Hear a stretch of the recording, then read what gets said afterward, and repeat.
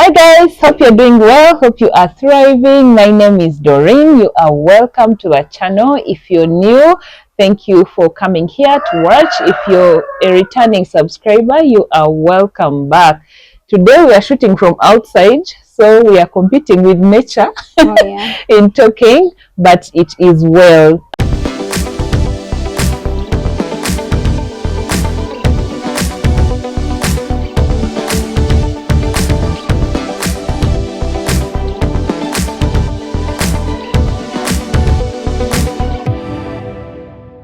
This is another episode of Women in Business. Where we invite different ladies to come and share with us their journey of business. And if you're out there and you're stuck, maybe, just maybe, this could be your call, this could be your invite to go out there and venture in business. I'm going to let my guest introduce herself and then we get right into the conversation. Yes, my dear. Thank you, Doreen. My name is Daphine. I work with Spectrum, Spectrum Cakery. It's a bakery in Barra, located in the heart of town. We are opposite, on High Street, opposite Housing Finance Bank. Yes. Yeah, thank you for coming, Daphine. You're welcome, for carving out Doreen. time to be here and to tell us about baking. As you've heard from her introduction, she's a baker and she's going to tell us all things baking. So why baking and not any other business? I think the time, for starters, I have always been a creative. Like, I love to create things out of the blue. I have an artistic mind. I love everything art. I love everything creative, and I have a sweet tooth. And I had like a wide range of options, but it so happened that I started. This is a business I started when I was a new mom. So I was looking at something I could do and still balance motherhood and then Oh, okay. So you didn't study baking? I don't know if there's a baking school. I did not. I did not. I did BBA at university, and but I am a self-taught baker. I started out baking for home, for the children, for my husband, for people at home, generally just for fun. And then I figured there was a gap. There was a gap somewhere. I was looking at how I can do better. I can create more artistic work. I can make sweeter, Then it grew. I kept. Then I started doing it as a business. Oh, that's amazing. How long have you been in the business? This is my 10th year. Wow. 10 years, guys. 10 years. A lot of experience. I tell you. A lot of falling and getting up. A lot of tears and laughs. Oh, that's amazing. You said that you're part of the team at Spectrum. So why the name Spectrum? Spectrum. I had started a bridal business before. And Spectrum means like rainbow, like a array of colors. So for me, it was like colorful brides. For me. So when I felt like growing into and doing cakes as well, I still thought, everything colorful, everything beautiful. So it's still. I maintained the name so that I could use it for both the bridal business and the cake. Oh, that's amazing. That's a beautiful name. Thank you. Sometimes you want to start a business and you're like, what do I call the business? One of the challenges that people mention when they talk about businesses is capital. Okay, you've hinted on it of how you started, but how did you raise the capital to start the business? Surprisingly, I started with a cooker at home. I first bought a small hand mixer, which was like 150, 160. And then I would buy just a few ingredients for whoever asked for a cake. So the more I did, I would get that money and reinvest. Reinvest. Yeah, I started working from home. I worked from home for I think like 2 years before stepping out. Okay. So what I'm hearing you say is use what you have right now. Yeah. Start where you are. What you have. If you keep imagining something grand, because you're looking at someone who has been building for years, and then you want to start like them, sometimes it can discourage you for nothing. Yeah. Start with what you have. Start where you are. So what are some of your favorite and least favorite things about owning a bakery? Yeah. Favorite.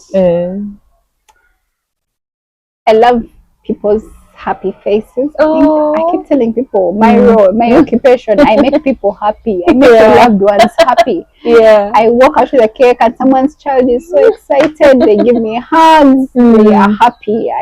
Someone's wife or girlfriend is happy. It gives me joy. So much amazing. Joy. Like I feel like I create happiness.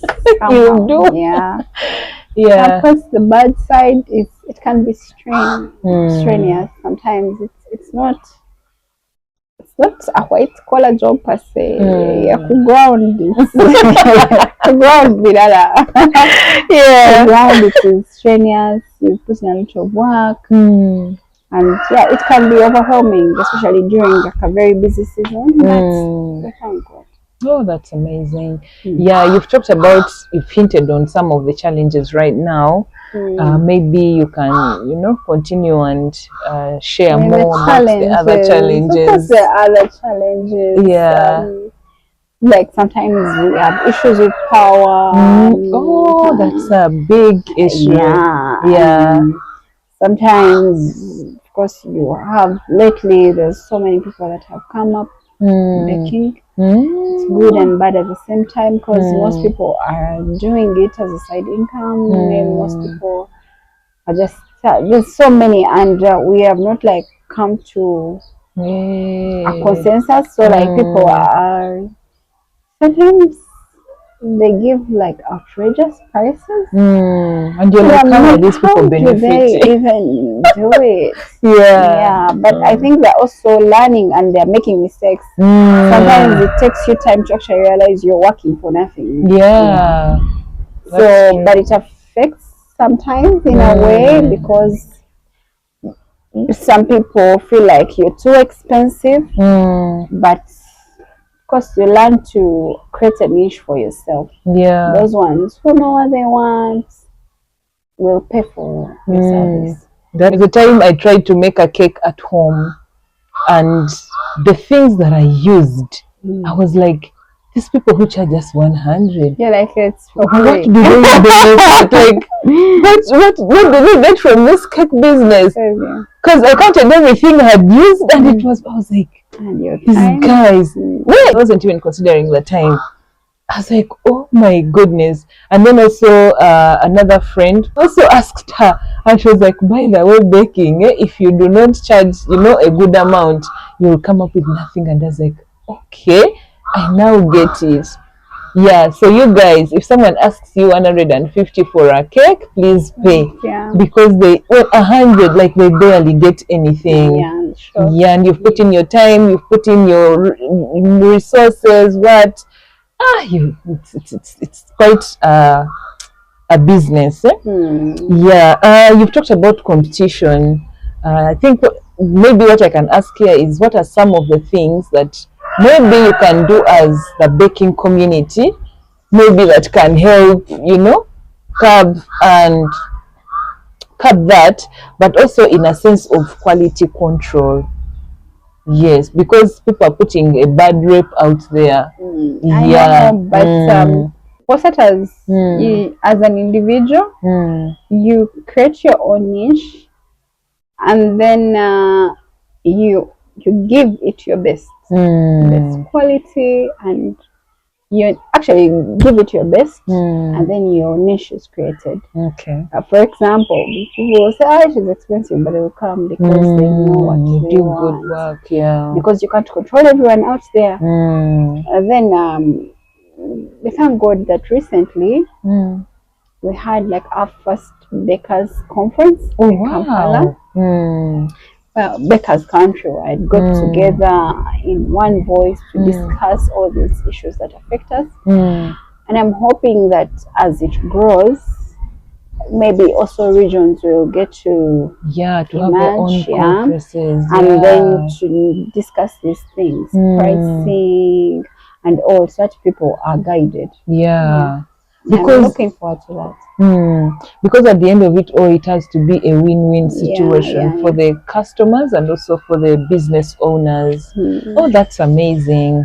And indeed, it's going to come, you know, there's always a first for everything. With all this rising, the competition, the lot of work, how do you manage to balance the business and the side of family? I think the balance is intentionality. Making sure that you schedule certain activities and you're able to do them. Create time, you're able to delegate. You train your team, you can delegate so that you're able to step out sometimes. And being intentional and being disciplined so that you're not overwhelmed with work and drowning in it, and you don't end up becoming a slave to your work. On top of that, which other advice or like a few nuggets that you can give a lady out there who is thinking of starting a baking business, and you know, something that can help them maybe thrive in that space? Please, if you want to start baking, go for it. If you feel you're passionate about it, go for it. Start with whatever you have.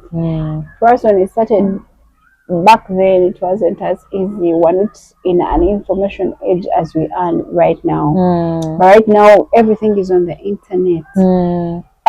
Like everything we need to use, materials, baking items and all, they are available, not like back then.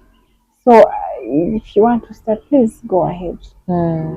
And start. Don't wait for big things. Start with what you have. Oh, thank you so much for that. I think it has really liberated someone out there. Don't wait for to have millions of money. Who first wants to have an oven that starts from there up to here? What? Waiting for a huge mixer. What? Start with what you have. Start where you are. You don't have to get premises. Start at home. Oh, that's amazing. Thank you so much for sharing that knowledge with us. I'm sure you've encouraged a woman out there, and you know, sometimes there's someone who has like gone through a season and is wondering, how do I pivot? How do I come out of this, you know, season that I'm going through to make something out of myself? And even the business may not actually be baking. Maybe they may be passionate about other things. But letting them know that it is okay to start small, it is okay to start where you are, and then grow from there is something that, you know, can be encouraging to them. So thank you so much for sharing with us your story. As I hope you've been encouraged, uplifted, and motivated to be the best version of yourself. Bye. See you in the next one.